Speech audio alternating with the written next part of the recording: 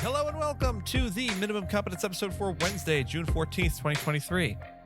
I'm your host for today, Andrew Leahy, a tax and technology attorney from New Jersey.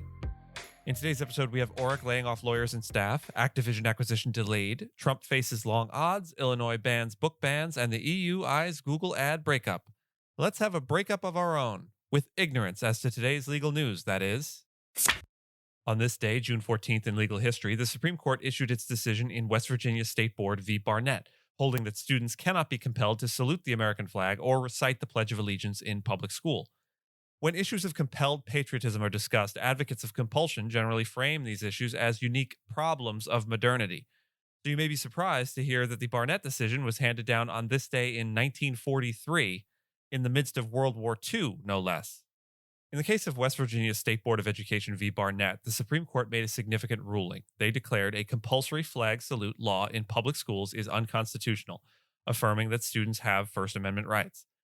The court determined that mandatory flag salutes violated the First Amendment. The decision was made on Flag Day and overturned a previous case, which was Minersville School District v. Gobitis. The West Virginia statute in question imposed harsh penalties on children and their parents if the children refused to comply, including expulsion and fines of $50 or even imprisonment for parents. In the Gobitis case, 2 Jehovah's Witness schoolchildren were expelled for refusing to salute the flag and recite the Pledge of Allegiance. The Supreme Court recognized the state's interest in promoting national cohesion and considered mandatory flag salutes a permissible means of fostering patriotism.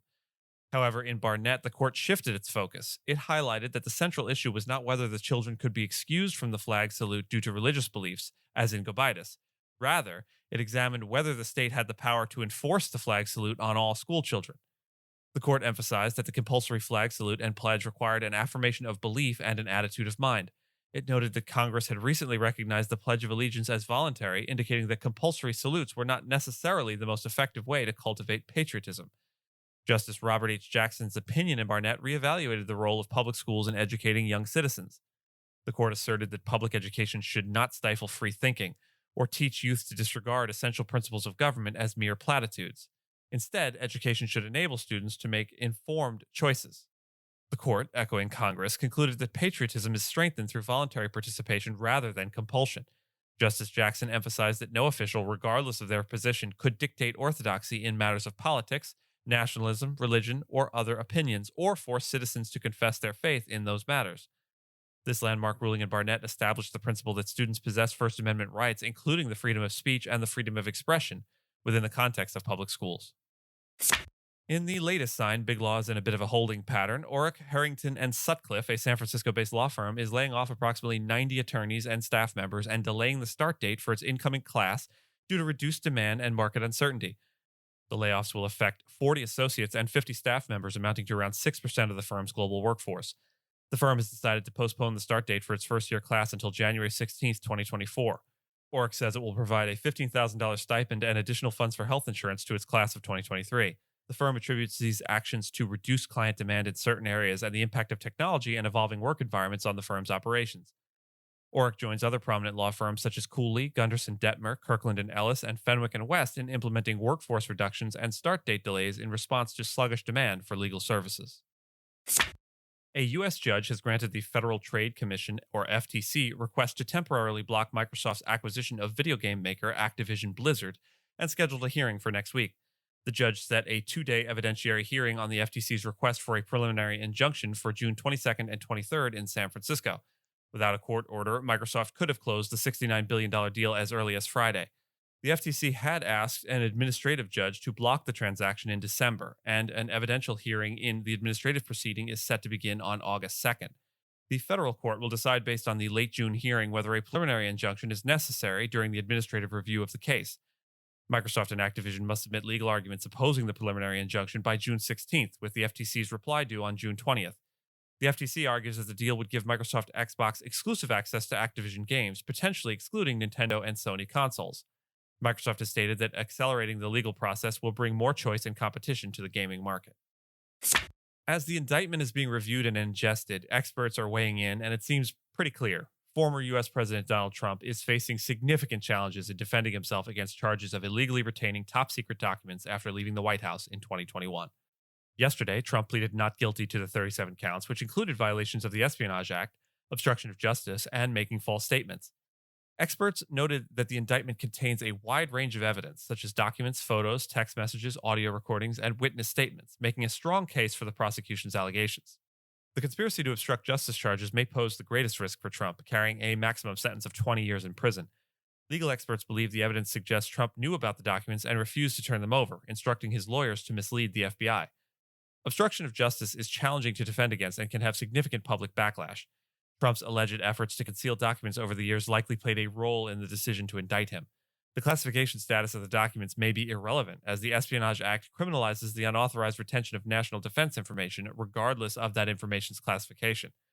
While Trump has potential defense strategies such as challenging witness accounts or blaming others, the case could be delayed until after the 2024 election, and opinions vary as to whether he can pardon himself if he wins. In brief, here's what happens next in the case against former U.S. President Trump. It could be a year or more before a trial takes place, and all indications are Trump will continue to seek to win back the presidency in the November 2024 election. Federal prosecutors will begin handing over evidence to Trump's lawyers, including years of correspondence related to the documents in question. Trump's lawyers are expected to file a motion to dismiss the case, citing reasons such as his claim that he declassified the documents before taking them. However, motions to dismiss in criminal cases rarely succeed. The trial timeline will likely be extended as the parties review evidence and argue legal disputes. Trump testifying in the case would be his decision, but it is unlikely, as defendants often choose not to. If Trump were to win the 2024 presidential election, it is unlikely that the prosecution would proceed due to the Department of Justice's policy of not prosecuting sitting presidents. However, in extraordinary circumstances, the policy can be deviated from with approval of the U.S. Attorney General. But that would almost certainly be Trump's U.S. Attorney General. So it is clear to me, as it is probably clear to Trump, that his best chance at kicking this can down the road will be to delay the trial long enough to win back the presidency and pardon himself. In other words, 2024 is going to be a hell of a year. Illinois has become the first state in the United States to pass a law aimed at curbing book bans in public libraries.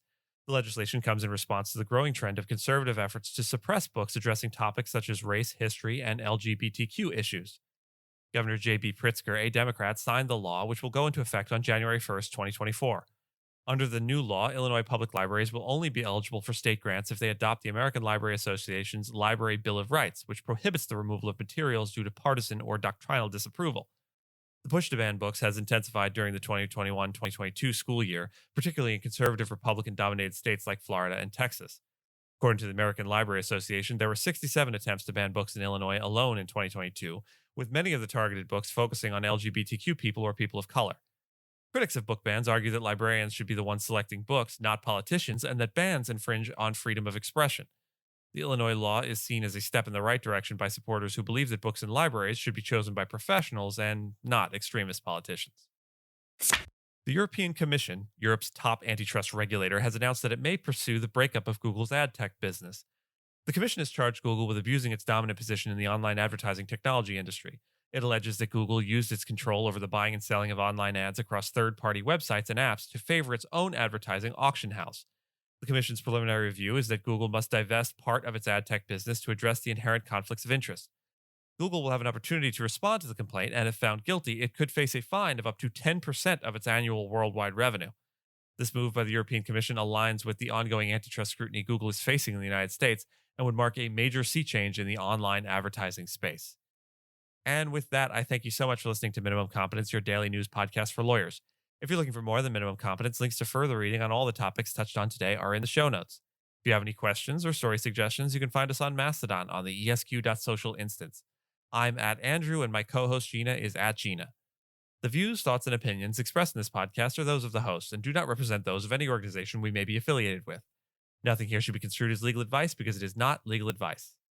Reviews go a long way towards helping new listeners to find our show. If you have a moment, you can leave a rating or review on your podcast player. We'd appreciate it. And if you know someone that might be interested in a story we cover, consider sending them the episode. Minimum Competence is available at minimumcomp.com and wherever you get your finely crafted podcasts. We'll see you back here tomorrow, and until then, remember, Pepperidge Farm does not explicitly say goldfish crackers contain no goldfish meat. Is there a reason for their silence? I'm just asking questions.